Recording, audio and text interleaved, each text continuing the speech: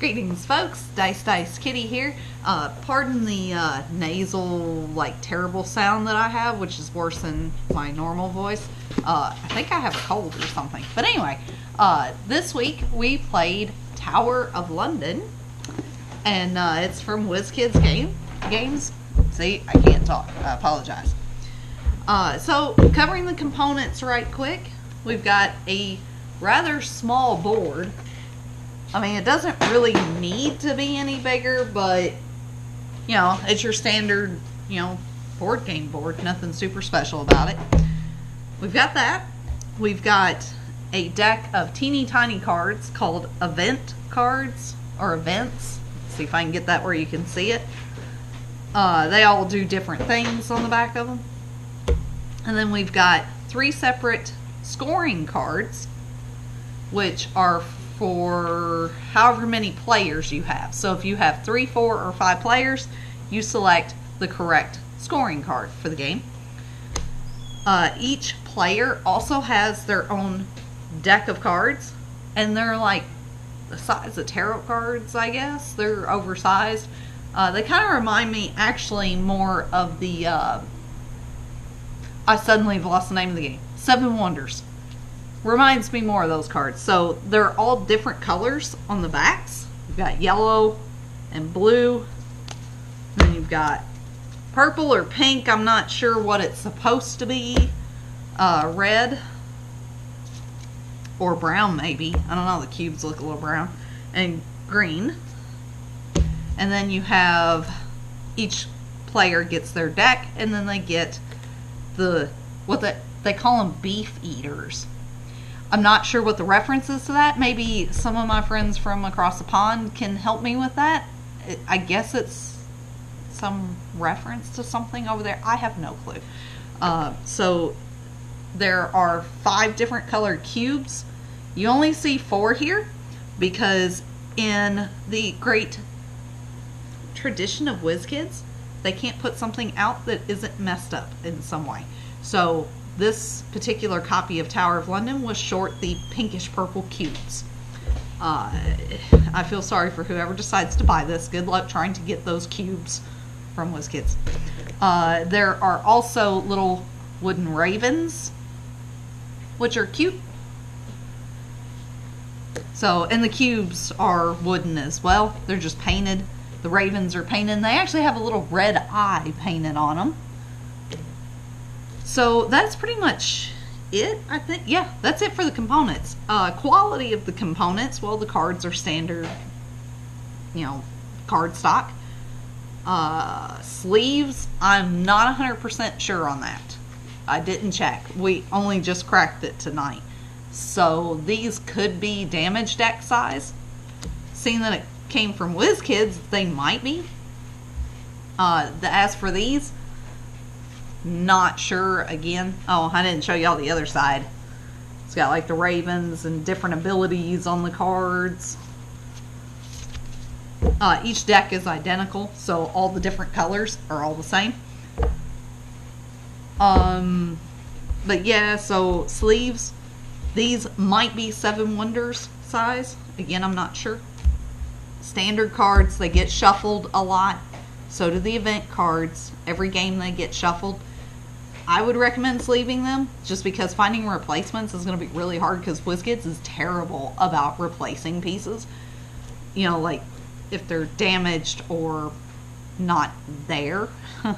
So, but yeah, the little wooden cubes are your standard wooden cubes. The little ravens, like I said, are cute, but some of them come in damaged, like that one there. The end of his little beak got chipped off. So that could also be a quality control problem because the end of his beak was not in the bag. So one thing I want to talk about, and I don't usually harp on this stuff, but the rule book, it's not very long. It's got 8 pages to it. And boy, it's a little confusing. I'm not surprised. Just like the wording on some of these cards is rather confusing, especially some of the event cards. I was like, wait, what? What are they saying on this card? Again, Hashtag because WizKids. That's just how they roll. Yeah, that's about it for components and stuff. I'm not sure how to score the components, seeing as how our box did not have all the components in it, but I imagine they're the same as these, just a different color, depending on how close the color is to the actual card back. I mean, I don't know. The chipped raven is not cool. I mean, you can easily fix it with a permanent marker, but come on. I don't care if you're paying $25 for the game. It shouldn't come in damaged or missing pieces. So I'm gonna say no thumbs up on these pieces. The ravens themselves, I say, are cute, but that's really about it. Gameplay. Oh goodness. So it takes several playthroughs to fully understand how this game plays. But there are 4, and I may get some of this wrong because I'm still not sure I know how to play this game. So there are 4 phases. You've got prepare, playing cards, reduce player decks, and scoring. In the second step, playing cards, phase. See, again, this is weird. Okay, so in the second phase, playing cards, there are 3 steps. And you take 3 turns within the game before the game moves to the next round. So you've got 3 rounds, 3 steps in the play cards phase, and you have 3 turns that encompass 1 through 3 on the phases. No, sorry. See? I told you. It's so confusing. Anyway, so the first thing you do is you prepare. You draw the top card of the event deck, and well, when you set, I don't know why this matters, but when you start the game, you draw 3 cards, 3 event cards, and put them in the event slot. So you draw the top one of that. It affects what's going on in the game. Then, after you draw that event card, you then play cards. So you pick, out of your hand of 6 cards, you pick 2. The first one that you play, you don't look at the text, you only look at the numbers, and you place a raven in one of those spots. The second card that you play, you don't look at that stuff, you just look at the name of the card and what it does. That's kind of a cool mechanic. It cuts down on how many decks of cards there is, so that's awesome. But you do that 3 times. After you do that 3 times, you reduce your player deck. You take the 6 cards that you just played in that, I don't even know what to call it, a round. No, it's not a round, a turn. Again, confusing. So you take the 6 cards you just played, like, over the turn, keep 3, put 3 back in the box, reshuffle your deck, then you get 6 new cards. Some could be ones you already played. Most of them are probably going to be new. But you do that 3 times total. And then after every, at the end of each round, you score. So round 1, you only score in the orange section. Round 2, you score in the green and the orange. And round 3, you score in the blue and the green and the orange, in that order. And you know which section's which because they're color coded.